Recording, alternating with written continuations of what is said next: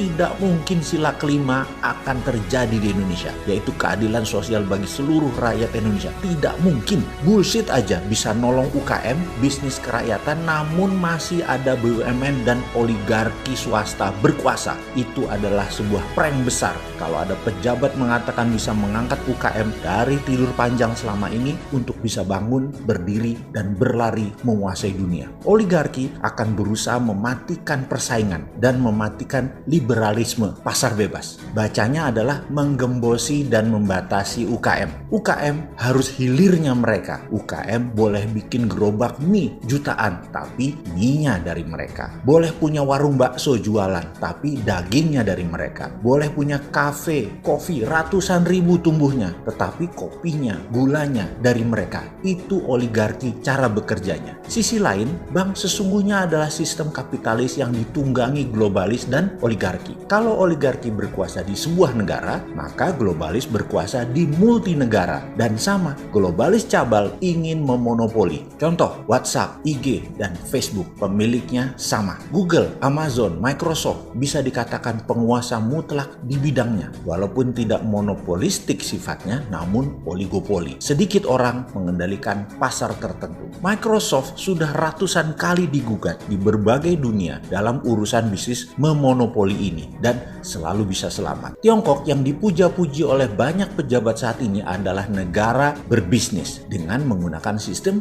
oligarki. Namun swastanya didukung oleh pemerintah untuk menggarap pasar domestik. Dia belah-belah itu sisi pasarnya. Jadi kalau mau tiru Tiongkok itu total tirunya. Jangan ikuti maunya Tiongkok seperti saat ini. Tiru total adalah seluruh proyek BUMN Cina pakai duit renminbi yang uang tersebut dicetak berdasarkan proyek. Nggak usah pinjem asing, cetak duit. Indonesia bisa lakukan itu. Semua proyek nasional pakai print money. Swasta di Tiongkok pakai mekanisme pasar normal biasa dan dukung dengan peraturan, yaitu perusahaan internasional batasi mainnya di lokal sampai swasta nasional menang. Jadi swasta nasional dilindungi pemerintah untuk melawan pebisnis asing. Sementara BUMN dan APBN garap bukan pasar nasional dalam tanda petik, tetapi pasar internasional dan proyek negara. Oligar asing masuk Tiongkok, dirangkul BUMN dan negara untuk garap pasar internasional. Kita juga bisa lakukan hal yang sama.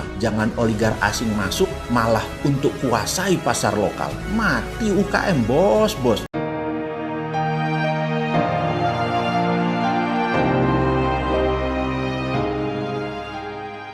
Oligarki itu bukan kapitalis. Sahabat, jangan pernah menganggap kaum oligar itu pejuang ekonomi kerakyatan. Salah besar. Mereka itu lintah darat. Walaupun terlihat pajak mereka besar, tetapi semua karena pakai fasilitas. Para oligar itu tidak pernah mendapatkan bisnis dengan cara normal, yaitu pasar bebas. Jadi nih ya, kita pastikan kalau di sebuah pemerintahan selama ada para oligarki, mustahil UKM bisa berdaulat. Oligar adalah memonopoli kekuasaannya. Mereka bisa merubah peraturan sebuah pemerintahan. Mereka bisa membeli pejabat. Mereka bisa menjadi penguasa tunggal atas sebuah produk atau komoditas. Tapi yang tersering kalau di Indonesia itu adalah dari komoditas. Oligar itu anti pasar bebas. Oligarki sesungguhnya tidak bisa menang berbisnis dengan pasar bebas. Namun mereka ubah peraturan sebuah negara dan untuk itu mereka mampu. Karena itu kembali ke pernyataan awal. Selama ada oligar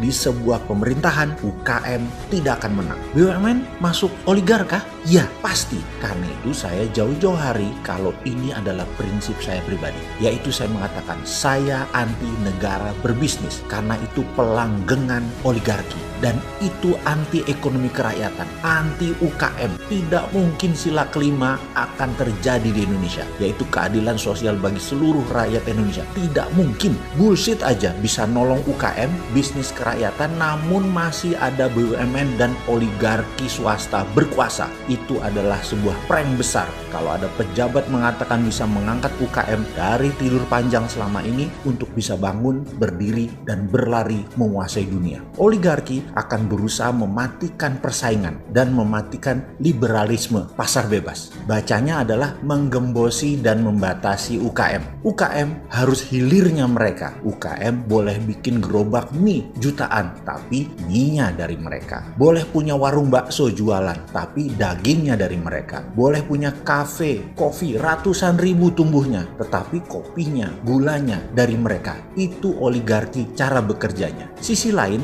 bank sesungguhnya adalah sistem kapitalis yang ditunggangi globalis dan oligarki. Kalau oligarki berkuasa di sebuah negara, maka globalis berkuasa di multinegara. Dan sama, globalis cabal ingin memonopoli. Contoh, WhatsApp, IG, dan Facebook pemiliknya sama. Google, Amazon, Microsoft bisa dikatakan penguasa mutlak di bidangnya. Walaupun tidak monopolistik sifatnya, namun oligopoli. Sedikit orang mengendalikan pasar tertentu. Microsoft sudah ratusan kali digugat di berbagai dunia dalam urusan bisnis memonopoli ini dan selalu bisa selamat. Di Amerika sendiri, Microsoft sudah 2 kali dituntut oleh Kongres dan selamat. Hebat memang para globalis itu. Rothschild memonopoli dolar dan tidak pernah ada yang bisa nuntut. Begitu juga keluarga Oppenheimer dengan berlian De Beers-nya. Panjang kalau kita cerita tentang globalis cabal. Diurai perlahan satu-satu. Panjang, sabar ya, nanti kita akan sampai sana. Bahkan, bank adalah bentuk sebuah sistem ekonomi yang memenangkan sistem kapitalis ala globalis.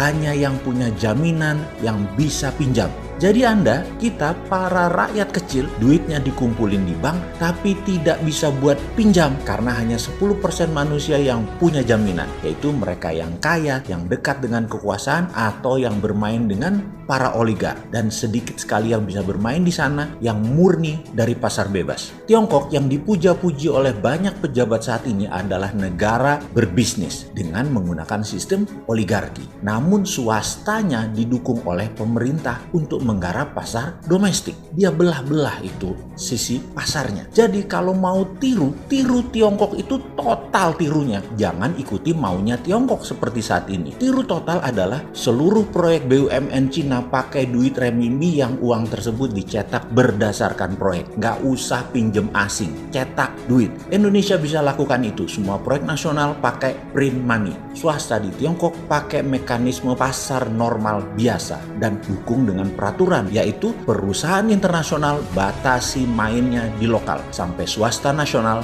menang. Jadi swasta nasional dilindungi pemerintah untuk melawan pebisnis asing, sementara BUMN dan APBN garap bukan pasar nasional dalam tanda petik, tetapi pasar internasional dan proyek negara. Oligark asing masuk Tiongkok dirangkul BUMN dan negara untuk garap pasar internasional. Kita juga bisa lakukan hal yang sama. Jangan oligark asing masuk malah untuk kuasai pasar lokal. Mati UKM, bos. Bagaimana sih mimpin negara? Oke, informasi sekilas tadi sudah mulai terang benderang kan melihatnya? Wes ndang cepet dikerjain, ra usah kakean mikir ben ora ketok lemai. Apa perlu gua nih masuk got sekarang? Ntar pada panik lagi, nesu, marah-marah, kirim buzzer. Ya sudah, pakai aja idenya. Awas ya nggak dijalani, gua masuk gorong-gorong beneran nih.